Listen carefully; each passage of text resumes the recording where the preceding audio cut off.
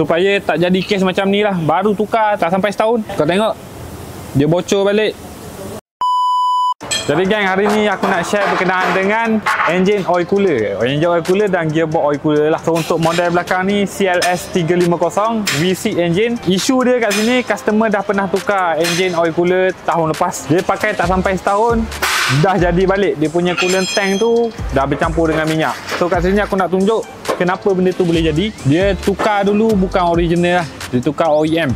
Sebab aku tengok sekarang dia dah pecah balik. Mileage dia running tak sampai pun 30,000 km lepas dia tukar OEM ni. Ramai kat luar cakap OEM ada boleh pakai. Betul, ada brand yang boleh pakai. Tapi untuk engine oil cooler dengan gearbox cooler, kita tekankan pentingnya penukaran part original supaya kau tak keluarkan kos 2 kali ataupun 3 kali. Kalau kes macam ni, kau tengok part dekat depan ni, kalau kau pakai engine oil cooler tu, kau tukar masa dia dah pecah, costing tu akan lagi tinggi. Sebab apa? Sebab first, dia punya pipe ni dia getah. So bila dia dah terkena minyak, belah dalam ni dia akan kembang. Bila kau pasang balik, confirm dia akan bocor. Sama juga dengan dia punya thermostat. Thermostat ni memang besi, tapi dia ada seal dekat dalam ni. Kau tengok condition dia jadi macam mana.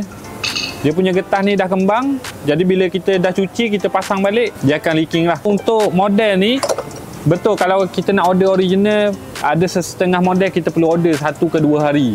Tapi kita boleh explain kat customer kenapa kita tak nak customer pakai yang OEM, supaya tak jadi kes macam ni lah. Baru tukar tak sampai setahun, kau tengok dia bocor balik. So yang ni part lama dia.